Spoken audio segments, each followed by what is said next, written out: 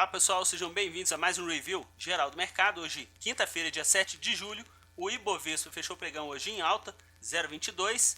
Mercado americano fechou em ambientes opostos, queda para Dow Jones e S&P 500 e alta para a bolsa eletrônica Nasdaq. Moeda americana, nosso mercado, mais um pregão de alta, o quinto consecutivo. O dólar comercial agora fechou a 3,36 e o futuro a 3.391,5. Pessoal, fluxo estrangeiro por parte das corretoras estrangeiras que a gente acompanha, fechou aí positivo para o nosso mercado à vista. Para o mercado futuro, eles fecharam na ponta vendedora e compradora para o dólar futuro. Hoje a gente fez mais cedo ao giro rápido do mercado.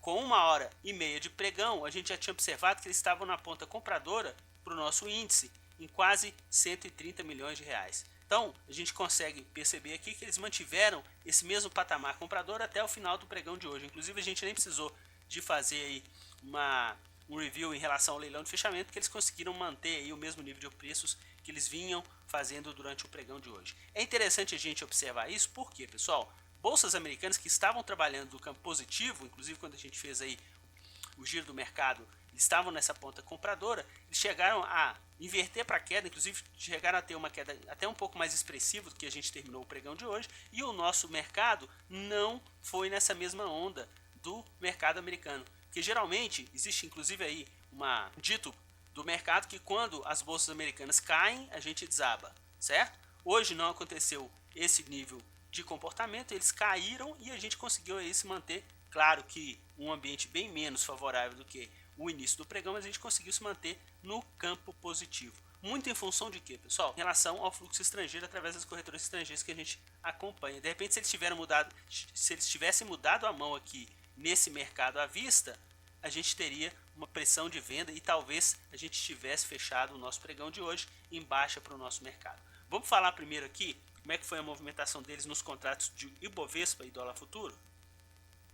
Pessoal, a gente começou o dia aí no ambiente comprador, né? Inclusive na primeira hora eles estavam vendedores, a gente chegou a cair 10 pontos em relação ao fechamento de ontem, só que depois a gente teve uma arrancada interessante no nosso mercado e a gente chegou a fazer o giro do mercado às 11h30, eles estavam com quase 40 milhões na ponta compradora, eles chegaram até a atingir o pico aqui meio-dia, 69 milhões de reais, quer dizer, quase 70 milhões, e também o pico alcançado dos preços em base horária, 53.415. De lá para cá, pessoal, dê uma olhada que eles foram reduzindo esse volume comprador e nas duas últimas horas de pregão eles estavam trabalhando na ponta negativa do nosso mercado. Em relação ao topo de meio-dia em 53.415 até o fechamento, a gente teve aí uma queda de praticamente 700 pontos, um pouco menos de 700 pontos em relação a essa movimentação final do pregão de hoje. No dólar, pessoal, eles começaram o dia vendedores nas duas primeiras horas, só que depois eles começaram a fazer o quê?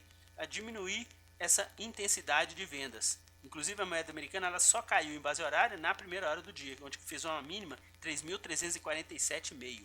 E olha que a gente fechou 3.397, 50 pontos, né, 49 pontos e meio em relação à mínima em base horária para o dólar no pregão de hoje. Então eles foram reduzindo essa onda vendedora e nas duas últimas horas do pregão eles estavam atuando aí já no campo positivo na moeda americana. Então bem coerente, né, já que eles começaram a vender o índice futuro, eles começaram a inverter a mão para o dólar, já que a gente sabe que são mercados inversamente proporcionais. Em relação à projeção de lucro, no caso do dólar, eles tiveram aqui 30 pontos de projeção de lucro para um volume de pouco mais de 3 milhões, deu pouco mais de 1,5 milhão de projeção. E no caso aqui do Ibovespa futuro, eles tiveram aí um pouco mais de 200 pontos, né, de projeção de lucro, mas como o volume vendedor foi pequeno e a alavancagem para o mercado futuro de Ibovespa é menor, eles tiveram um pouco mais de 60 mil de projeção de lucro no pregão de hoje. Bom, vamos voltar lá para os nossos gráficos em base diária. Pessoal, olha que interessante, a gente já vem mencionando aí no nosso canal que eles pararam com aquela intensa movimentação de venda no nosso contrato do Ibovespa futuro. Dia 27 eles fizeram um fundo aí em base, né, do fluxo em pouco mais de 720 milhões de reais e agora eles estão com ambiente ascendente. É claro que hoje a gente teve uma queda em relação ao fechamento de ontem, principalmente aqui um pouco mais de 100 pontos, né, 110 pontos, e o fluxo vendedor hoje com 17 milhões de reais, muito em função do que a gente já percebeu da perda de força do mercado na parte, né, da tarde aí, muito em função também do mercado americano, só que a gente conseguiu aí se manter no campo positivo para o nosso índice. No dólar, pessoal, eles tiveram mais um dia de valorização da moeda americana, o quinto consecutivo. Se a gente pegar aqui dia 30, que a gente fez aquela mínima em 3.240, a gente já subiu aqui praticamente 160 pontos, né? 157 pontos para ser mais exato. Então quer dizer, 160 pontos seria 16 centavos no dólar. Saiu de 3,24 e a gente já está beirando aí 3,40 para a cotação da moeda americana. Ontem eles tinham zerado toda aquela posição vendedora, a gente chegou até a comentar que ficaram no 0 a 0, e hoje com essa alta da moeda americana, eles chegaram a comprar um pouco aí, 3 milhões e meio no nosso mercado. Voltando lá e falando dos ativos, a gente já tinha destacado no nosso giro mais cedo que Petrobras estava sendo o carro-chefe na ponta compradora e eles estavam com um pouco mais de 70 milhões de reais de compras no ativo. Como o ativo estava se valorizando um pouco mais de 3%, durante o pregão eles reduziram um pouco esse volume comprador e como todo o mercado foi perdendo força, o ativo ainda terminou com uma alta, mas uma alta menos expressiva do que o início do pregão, mas essa ponta compradora ficou aí cerca de 10 milhões menor do que a gente já tinha observado aí no início do dia. Em relação aos ativos que eles atuaram na ponta compradora, a gente teve uma variação média positiva de 0,55 e os ativos que eles atuaram na ponta vendedora, a gente teve uma desvalorização média de 0,38. É isso que é a expertise do fluxo estrangeiro por parte das corretoras estrangeiras que a gente acompanha. Dos ativos que eles atuaram na ponta compradora, ganharam dinheiro, na ponta vendedora e também conseguiram aí oferir lucro para os nossos ativos. Em relação ao mercado de opções, a gente tinha percebido mais cedo que eles estavam com praticamente 2 milhões e meio de compras de caos de Petrobras, então eles reduziram aí até para o final do pregão e também reduziram um pouco o volume vendedor de puts, que também é projeção de alta, nas opções de Petrobras.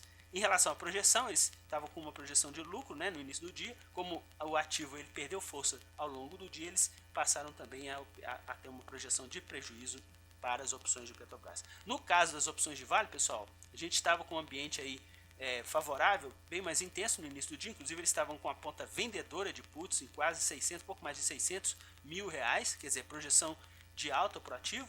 Então eles diminuíram um pouco essa projeção. Só que, no caso de Caos, eles estavam com cerca de 100 mil reais positivos de saldo e eles terminaram com um pouco mais de 500 mil reais na ponta vendedora para Caos. Então eles pioraram muito esse cenário de Caos, né? Então ficou aí com vendas de Caos mais expressivas do que o volume vendedor de puts, que seria a projeção de alta. Essa projeção de queda no ativo a gente conseguiu aí pegar justamente pela piora, entre aspas, né, dessa movimentação de caos, que passou de 100 positivo para 500 negativo no pregão de hoje. Vamos dar uma olhadinha aqui no nosso quadro de opções. A gente consegue perceber exatamente esse cenário. No caso de Petrobras, as opções que eles compraram 3,19 de prejuízo, as opções que eles venderam 1,09 de prejuízo. No caso da Vale, as opções que eles compraram 1,97 de prejuízo, só que nas opções que eles venderam, que é o que a gente percebeu que foi um ambiente melhorando aí, no caso, para quem estava na ponta vendedora, né, das opções de Vale, eles tiveram uma projeção de lucro um pouco mais de 11%, 11,16%, o que deu essa quantia aqui de pouco mais de 250 mil para as opções de Vale. Ok? Forte abraço a todos e até o nosso próximo boletim.